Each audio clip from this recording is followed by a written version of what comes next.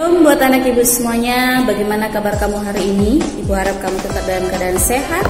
Sudah sarapan, sudah mandi. Hari ini tanggal 6 November 2020 kita belajar tema 4, subtema 1 PB5, mata pelajaran IPS mengenai kegiatan ekonomi dan hubungannya dengan bidang pekerjaan.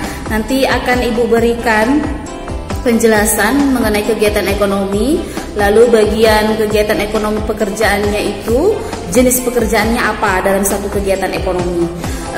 Lalu mata pelajaran SBDP mengenai karya seni 3 dimensi, masih dengan pembelajaran minggu lalu, tapi tetap akan ibu berikan penjelasannya lagi. Nanti kita awali dengan nyanyi bersama, doa bersama. Ibu harap kamu juga dapat melakukannya. Selamat menyaksikan video pembelajaran kita. Tuhan Yesus memberkati.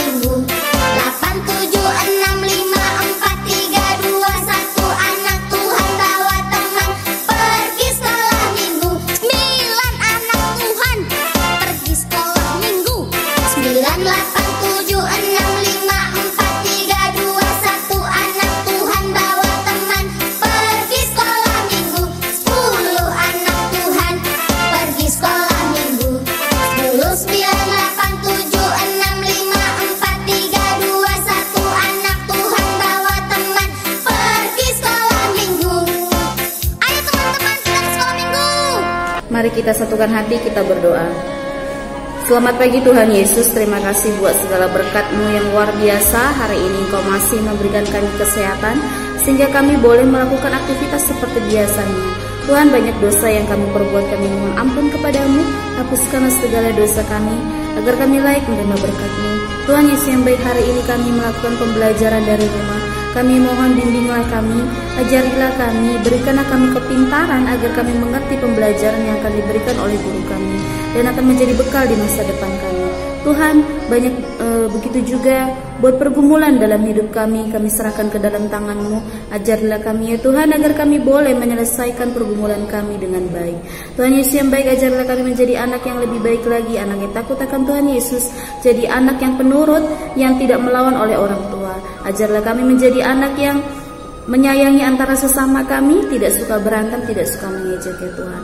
Tuhan, ingatkanlah kami selalu untuk mengucap syukur dan berterima kasih kepadamu dalam susah maupun senang. Ajarlah kami untuk mengerti firman-Mu agar dapat kami lakukan dalam kehidupan kami sehari-hari. Sampai di sini doa anak-Mu ya Tuhan, kami mohon terimalah doa kami. Di dalam nama Tuhan Yesus Kristus kami berdoa dan mengucap syukur. Amin. Karya seni rupa 3 dimensi. Sebelumnya Ibu akan menjelaskan apa itu karya seni rupa. Karya seni rupa ini bentuk karya indah manusia yang bisa dinikmati dengan dirasakan oleh orang lain melalui media penglihatan. Selanjutnya, karya seni rupa 3 dimensi, yaitu karya seni rupa yang memiliki panjang, lebar, dan tinggi. Nah, pada karya seni ini dia memiliki ruang sehingga bisa digunakan, bukan hanya dia digunakan sebagai hiasan semata saja, tapi bisa digunakan untuk menempati sesuatu. Itulah dia karya seni rupa 3 dimensi. Selanjutnya, karya seni rupa 3 dimensi ini memiliki fungsi yaitu sebagai hiasan. Nah, sebagai hiasan di sini dimaksud karya yang sudah jadi digunakan sebagai hiasan untuk mempercantik sebuah ruangan atau objek. Yang kedua, sebagai sarana peringatan. Nah, maksudnya di sini sebagai sebuah tanda pengingat. Biasanya, Nak, berupa tugu ataupun prasasti zaman dahulu. Nah, mungkin bisa Ibu berikan contoh itu pada monumen kesaktian Pancasila, itu sebagai peringatan akan terjadinya gerakan 30 September 1965 oleh PKI. Selanjutnya, fungsi yang ketiga sebagai sarana belajar.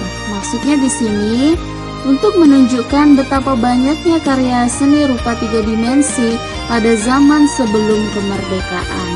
Nah, misalnya itu ada banyak museum, candi-candi, atau bisa dilihat banyak relief Candi Borobudur yang merupakan karya seni rupa 3 dimensi sebagai sarana belajar masa lalu Indonesia saat berbentuk kerajaan.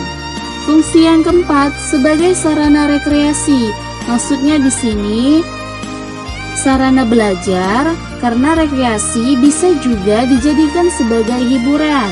Nah, misalnya pada saat study tour, candi-candi dan kawasan sejarah yang memuat unsur karya seni rupa jelas dikunjungi untuk sarana hiburan bagi manusia zaman sekarang. Fungsi yang keempat sebagai sarana religi. Nah, maksudnya di sini Ibu ambil contohnya, banyak sekali masjid peninggalan zaman dahulu ataupun gereja, tempat ibadah yang lainnya memiliki banyak motif. Nah, kenapa? Karena dengan adanya motif tersebut itu juga termasuk adalah bagian karya seni rupa 3 dimensi bagi umat-umat kepercayaan yang lainnya. Itulah dia mengenai makna karya seni rupa 3 dimensi dan fungsinya. Selanjutnya Ibu akan menjelaskan teknik seni rupa 3 dimensi. Yang pertama, teknik aplikasi. Teknik ini karya seni rupa atau karya hias dalam seni menjahit dengan cara menempelkan bermacam-macam guntingan kain yang terbentuk seperti hiasan, binatang, bunga, maupun bentuk lainnya. Yang kedua, teknik mozaik. Teknik ini yang membuat karya seni dengan cara menempelkan benda 3 dimensi yang diatur dan ditata dengan sedemikian rupa sehingga menghasilkan lukisan. Yang ketiga, teknik merakit. Teknik ini membuat sebuah karya seni dengan cara menyambung beberapa potongan bahan. Nah, cara ini disebut dengan merakit dan hasil karyanya disebut dengan rakitan, Nak. Lalu cara menggabungkan bahan tersebut dapat dengan cara dipatri, disekrup, mengelas, ataupun dengan beberapa cara lainnya yang bagus. Yang keempat, teknik pahat. Teknik ini membentuk suatu karya seni rupa dengan membuang bahan yang tidak dibutuhkan.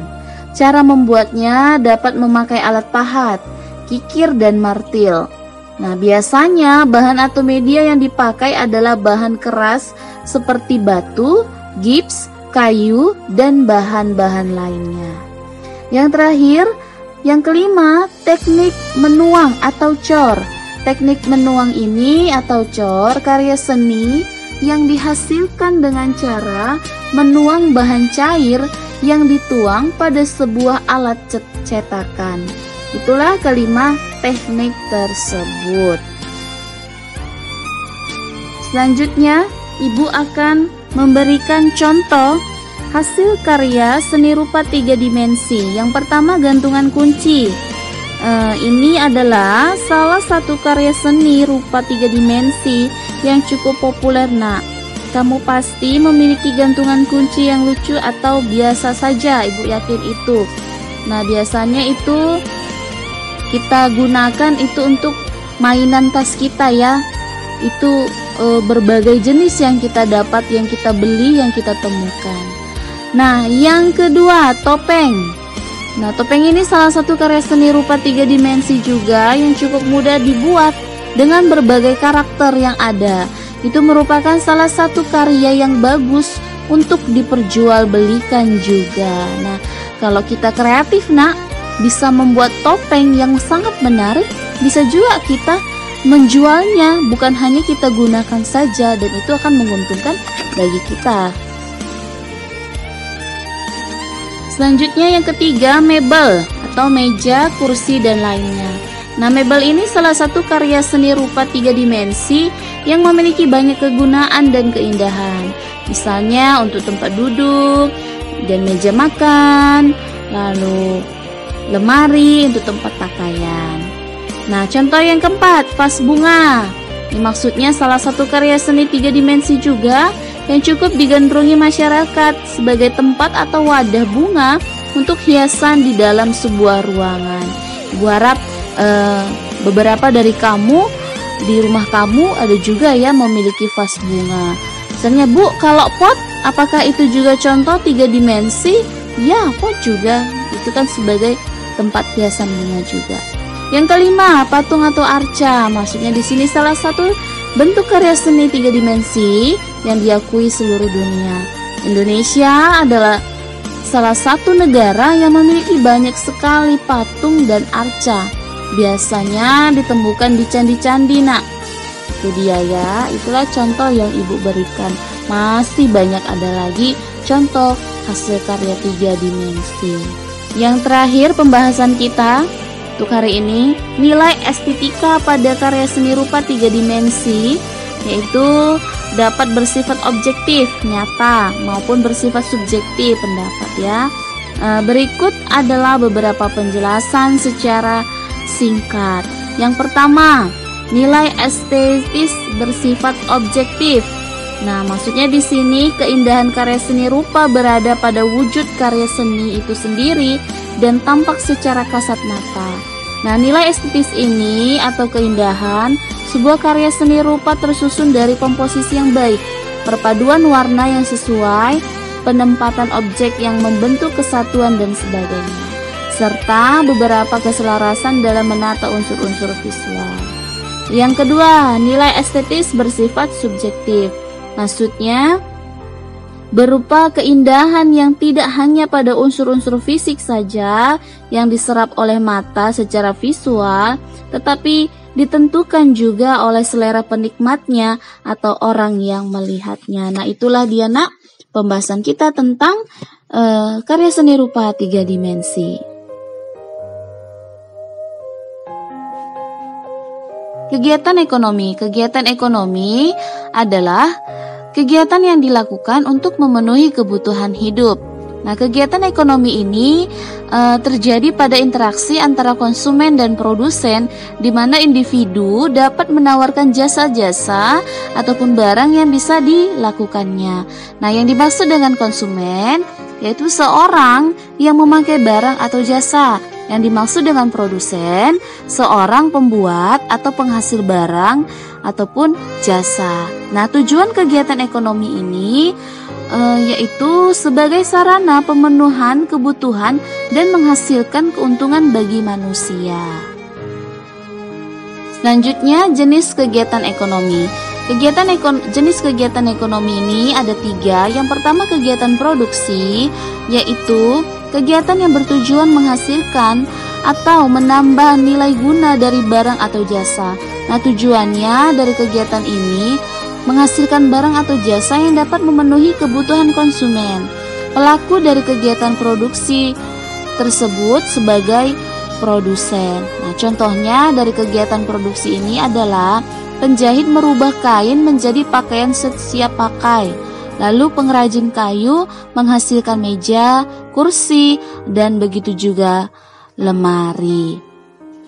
Jenis kegiatan ekonomi yang kedua yaitu kegiatan distribusi. Maksudnya kegiatan menyalurkan barang dari pihak produsen kepada konsumen. Nah, tujuannya dari kegiatan ini supaya barang atau jasa yang disalurkan dapat tersebar luas ke konsumen yang membutuhkan. Pelaku dalam kegiatan distribusi tersebut sebagai distributor. Nah, dalam kegiatan ekonomi, peran distribusi sangat penting sehingga tercapai kesesuaian ketersediaan barang dengan kebutuhan konsumen. Pelaku distribusi menyalurkan barang produksi dari tempat jauh ke berbagai agen atau pengecer di pasar maupun di toko-toko. Dengan demikian, barang produksi dapat secara luas tersebar di wilayah. Yang ketiga, kegiatan konsumsi. Kegiatan ini menghabiskan atau mengurangi nilai guna barang untuk memenuhi kebutuhan. Nah, tujuannya untuk memenuhi kebutuhan umat manusia. Pelaku dari kegiatan konsumsi adalah konsumen. Nah, contoh dari kegiatan ini adalah makanan sehari-hari, pakaian, tempat tinggal, dan lain sebagainya. Nah, pada pelaku konsumsi ini seperti pada rumah tangga, lalu kebutuhan, lalu pemerintah, lalu perusahaan. Selanjutnya, penjelasan yang terakhir, jenis pekerjaan dan kegiatan untuk memenuhi ekonomi. Contoh yang Ibu berikan, yang pertama guru. Nah, guru, pekerjaannya itu guru, kegiatannya sebagai pengajar dan pendidik. Lalu yang kedua, jenis pekerjaannya atau profesinya adalah dokter. Tugas dia atau kegiatannya untuk memeriksa, mendiagnosis suatu penyakit, membantu pasien untuk sembuh dari penyakit, juga sebagai tempat berkonsultasi tentang masalah kesehatannya. Profesi yang ketiga ataupun pekerjaan yang ketiga yaitu arsitek. Nah, kegiatannya ini untuk merencanakan, merancang, dan mengawasi proses konstruksi bangunan sehingga memenuhi teknik, estetika, budaya, dan sosial. Nah, profesi yang keempat, pekerjaan yang keempat, tentara. Kegiatannya ini, tugasnya ini, yaitu menegakkan kedaulatan negara, mempertahankan keutuhan wilayah Republik Indonesia, dan melindungi seluruh bangsa dan tumpah darah Indonesia dari segala macam ancaman dan gangguan. Nah, contoh yang terakhir Ibu berikan yaitu profesinya pilot. Kegiatannya itu untuk menjalankan mesin pesawat dan mengemudikan pesawat sesuai dengan rencana penerbangan, dan setiap saat harus siap dengan ide penyelamatan penumpang dan pesawat jika terjadi kondisi darurat atau sesuatu di luar rencana. Nah, itulah anak-anak Ibu pembahasan kita hari ini. Ibu harap kamu dapat memahaminya. Anak-anak Ibu, kamu baru saja menyaksikan video pembelajaran yang Ibu berikan tadi. Untuk mengenai tugas, itu ada di halaman 37, pelajaran IPS, kolom jenis pekerjaan dan kegiatan. Itu ada 2 contoh. Ibu mau kamu buat 5 ya. Buat 5, jangan 3, buat 5 ya. Karena sudah diberikan 2 contoh. Kamu tambahkan lagi menjadi 5 ya. Jenis pekerjaannya apa saja, buat 5. Lalu kegiatannya apa saja. Berdasarkan dengan jenis pekerjaan itu, lalu kegiatannya apa ya. Dan Ibu juga sudah memberikan penjelasannya. Ibu harap kamu dapat memahaminya ya.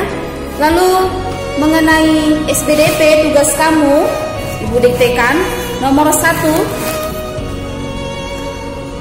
berikan 2 contoh hasil karya seni rupa 3 dimensi, tanda seru. Nomor 2,